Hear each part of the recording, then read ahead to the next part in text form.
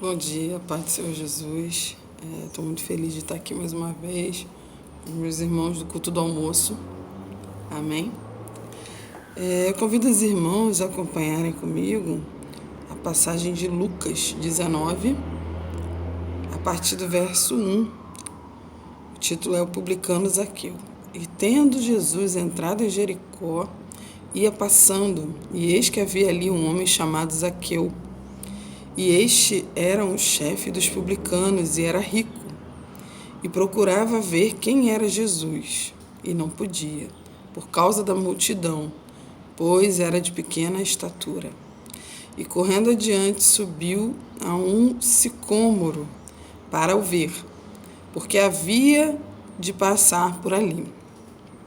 E quando Jesus chegou àquele lugar, olhando para cima, viu-o e disse-lhe: Zaqueu, desce depressa, porque hoje me convém pousar em tua casa. E apressando-se, desceu, recebeu-o alegremente. E vendo todos isto, murmuravam, dizendo que entrara para ser hóspede de um homem pecador. E levantando-se, Zaqueu disse ao Senhor: Senhor, eis que dou aos pobres metade dos meus bens. E se em alguma coisa tenho defraudado alguém, o restituo quadruplicado.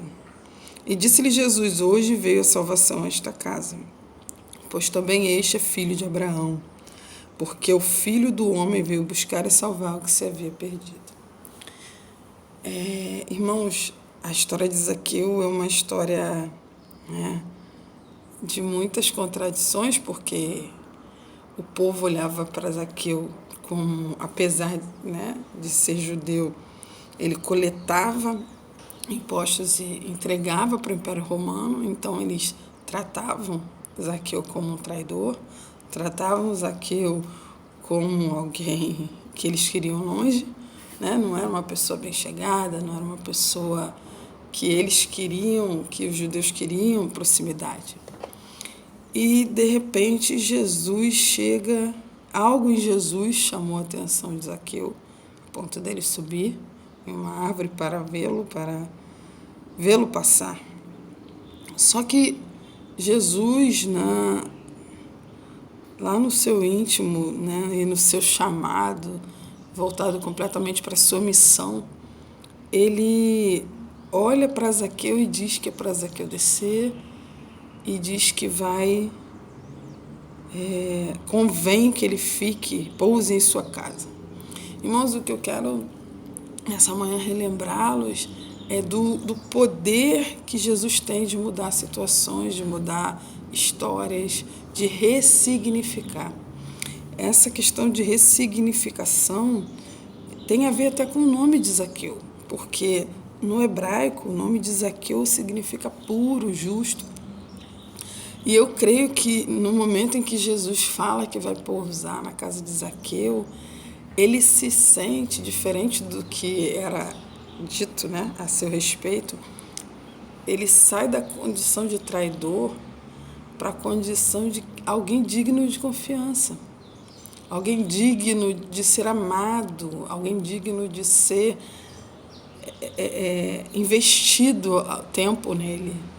Irmãos, então o Jesus ele tem esse poder de ressignificar a nossa vida, ressignificar a nossa história, tudo em razão da nossa motivação. Então, se a nossa motivação era terrena, limitada, Jesus nos dá uma nova motivação celestial, do reino, da obra de Deus. Então, a nossa oração hoje, ela precisa ser focada nisso. Senhor, muda a motivação do meu coração. Tem coisas que a gente tem pedido a Deus, tem coisas que a gente tem entregue a Ele, as nossas aflições.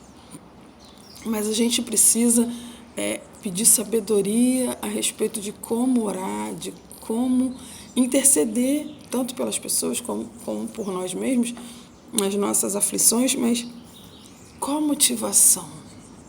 E estar sempre se perguntando, a minha motivação é o reino de Deus? A minha motivação é para essa empresa, para esse trabalho, para o que eu estou fazendo, para o que eu pretendo fazer? Se a minha motivação está voltada para o reino, está voltada para o que é celestial, isso vai fluir, isso vai desenvolver, isso vai dar peso de glória, porque é o reino de Deus o alvo.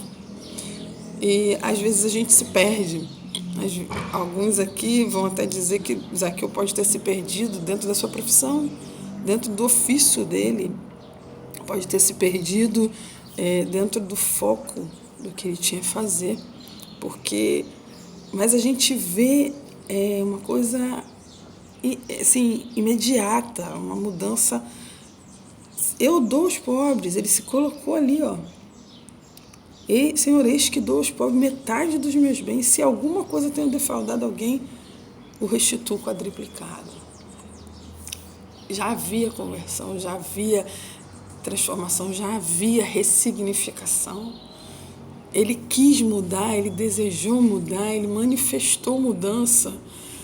Irmãos, que a gente esteja, assim como Zaqueu, que depressa corrigimos o nosso erro, que depressa consertamos o que pode ser um erro. Tem coisas que aos seus olhos está tudo ok, mas e aos olhos de Deus e aos olhos da nossa nuvem de testemunhas?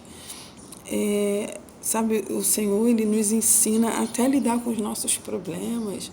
Se a gente começa a ressignificar a nossa vida com Deus, ressignificar a nossa caminhada com o Espírito Santo, a gente começa a interceder pelo nosso inimigo, a gente começa a gastar tempo com ele em oração, orando pela sua família, orando orando pelos seus projetos, pelos seus planos. Então, o Senhor, ele nos ensina a ressignificar o que poderia ser ódio, o que poderia ser uma mágoa.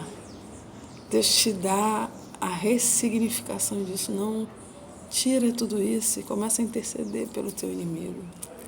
Começa a orar por ele. Começa a profetizar sobre a vida dele. Gasta tempo em abençoá-lo. Irmãos, ressignificar é dar um novo motivo, dar uma nova direção. Zaqueu, eu creio que nesse momento aqui ele se lembra inclusive da origem do seu nome.